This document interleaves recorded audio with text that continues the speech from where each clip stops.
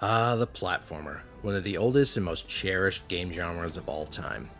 From the Atari 2600 to the NES to the Super Nintendo, the platformer reigned supreme. The party seemed like it would never end. The N64 came out and Mario 64 put a hit on all its competition. But good times can't last forever. It seems to have fallen out of favor in recent times, being effectively relegated to one console in particular.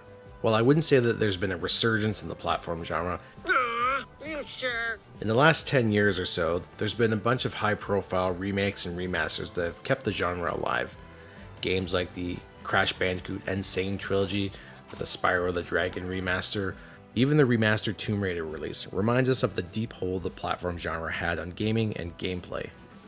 And I think we can all agree that there is one mascot that has stood the test of time and been carrying the torch for the genre for years and years.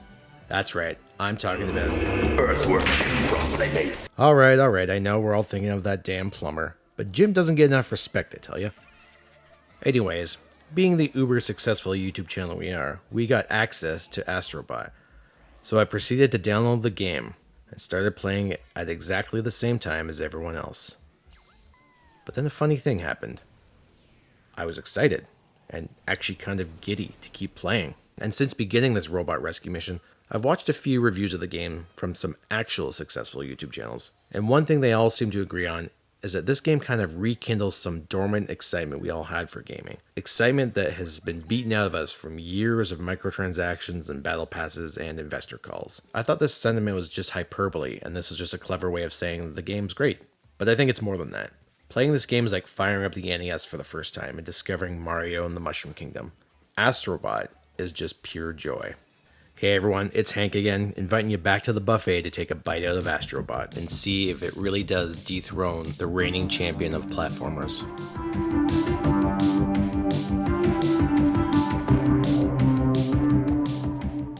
There's so much greatness in this package, almost too much to talk about. So let's break it down and start with the thing you notice immediately, the visuals. I remember playing Mario Sunshine on the GameCube for the first time and being blown away by how incredible and vibrant the graphics were. The colors, the animation, the water. What a time to be alive. Astrobot is a love letter to not only Sony's history of the PlayStation, but all platform games. Its beautiful world is fully realized with insane amounts of detail. Every biome from a platform encyclopedia is represented here. Beautiful water and beach levels, scorching lava, to snow and ice covered levels. It's all here, rendered with great care and attention to fine detail, such as the marks that Astrobot leaves on the ice as his pointy little feet skate along, or the jets from his feet that break glass and move parts of the floor. Every leaf or flower or blade of grass reacts to your movement. I like to imagine this is what Nintendo teams would make for a Mario game if the Switch, or any Nintendo hardware for that matter, was powerful enough. Astrobot might be one of the only games to actually use the power of the PS5 to implement visuals that aren't just more ray tracing. As you no doubt have seen in the footage that's been showing, the game features many moments with hundreds or even thousands of simulated objects, from metal screws to leaves to chestnuts or apples, even sprinkles atop a mountain of ice cream. These objects don't actually do anything in regards to gameplay, but every time the game threw a pile of them at me, I just had to mess around with them. It's almost like Team Asobi was saying, here's a bunch of cool stuff, go play with it and have fun. I've heard this echoed in other reviews of the game, that it feels like you're playing, not a game per se, but more like you're playing with a toy. That sheer joy of playing pretend with your action figures or your dolls when you were a kid, those little extra bits are what bring these levels to life.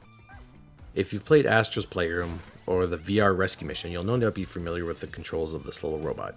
He can hover for a few seconds with his laser feet, and he can punch stuff. The controls are very tight, and controlling him is a blast. I don't want to spoil too many things, but I'll show you a couple pieces of the equipment that the game gives you. There are over half a dozen items that will bestow a bunch of different abilities on your little robot. One of my favorites that you get early on is a set of extendo boxing gloves. It lets you punch stuff far away and also grab onto things further away. And each arm is independently controlled via the triggers. The levels that these items are featured in also take full advantage of them by basing the gameplay of the whole level around them. For instance, there's a God of War themed level in which you get to control Kratos' Leviathan axe. You can lock onto enemies and throw it at them, freeze them, and then recall it just like you can in God of War. This allows you to hit items and enemies that are normally out of your range. None of these levels are too challenging. I completed them all with a little trouble, but they have enough challenge that you need to be paying attention. It strikes a nice balance between challenging enough and just pure fun. No stress, and when you die, and you'll die a few times from a missed jump here and there, the game puts you right back into the action. The autosaves are plentiful. In addition to the main levels, there's obviously a ton of secrets you can find, and some of them are really well hidden. Each solar system you visit has 2 secret levels you can unlock in the Lost Galaxy. And the secret levels are easily some of the most inventive and some of the best levels in the game. And might I just add, I wasn't expecting the game to be quite as funny as it is. It's not like laugh out loud funny. It's really just the wacky designs and the overly cheerful characters milling about, but also this guy, whose entire purpose is to barf out kitchen utensils. That's his lot in life. What is my purpose? You pass butter. Oh my god. But speaking of difficulty, the only time I actually had a hard time was in the challenge levels. I mean, duh, it's in the name. There are 16 levels that I currently know of that come in sets of 4 and are themed around the PlayStation buttons. These require a lot of precise jumps and timing, and you must complete the entire level in one go. They're not like Dark Souls hard, but they are enough of a challenge to satiate those looking for more than just a good time. Alright, back to the main course. The only other game I can think of that takes advantage of the DualSense controller as well as Astrobot is Astro's Playroom, the demo game that came with the PS5. 4 years in, and still the best use of this unique controller is the pack-in demo game. That's a bit sad really, and in my opinion, a huge missed opportunity for games. Every surface in the game is represented here by a different haptic sensation. You can feel the difference between walking on grass, metal, or rock. And when it's raining, our little bot has his own umbrella, and you can feel each raindrop gently hit. I play about 70% of the game with the adaptive triggers turned off. I even started writing this section in the review about how strange it was that a game with so many features that make use of the DualSense controller didn't use the adaptive triggers at all. Well, it turns out I'm just an idiot. As I was writing, I realized I'd turned off the adaptive triggers to save on battery power, and one quick switch and voila, the missing piece.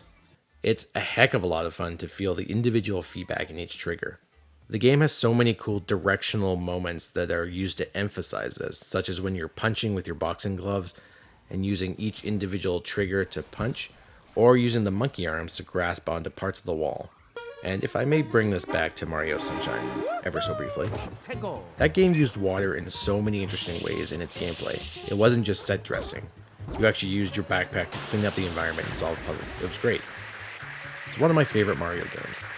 And it is a bit strange that games don't really use the environment to the same degree as Mario Sunshine did, and this game is over 20 years old. That is until Astrobot. Just look at this simple puzzle using fluid simulation. The fluid realistically flows based on the direction of the seesaw. Big deal, you might say. Lots of games do this. Well, lots of games fake this, yes, but this is real fluid interaction with the environment, and as well as the player. Look how it flows onto the invisible platforms and then suddenly goops off the edges. I could play around with these kinds of systems and mechanics all day. It's so much fun. The only other recent-ish, and I use that term very loosely here, game that I can think of that uses fluid as part of its core gameplay, as well as Astrobot, is Portal 2, and that came out in 2007. So devs, please, start putting more of this in your games. It's awesome. Before I move on to the audio, I want to just say that my favorite part of this game has to be the mouse backpack shrink thingy. There's a level that you get it in that allows you to shrink down to the size of a little mouse and expand at will. It creates so many cool gameplay opportunities. It's easily one of the best levels in the game, and it's criminally underused. I could play an entire game with this mechanic. One could argue that music in a platformer is almost as important as the gameplay. Can you imagine Mario with some generic rock music, or no music at all? Or Donkey Kong Country without its iconic music? Yeah, didn't think so. Team Asobi have created some banger tracks, and it is a joy to listen to. Here, have a listen.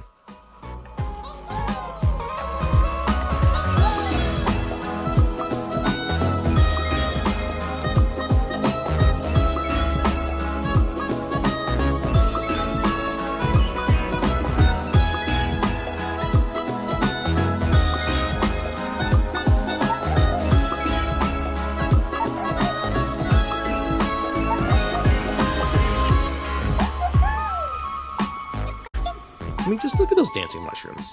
Look at that guy's face. He's loving it. How could you not like this music? It's so catchy and cheerful and just happy. It's amazing. I love every second of it. The sound work is also top notch.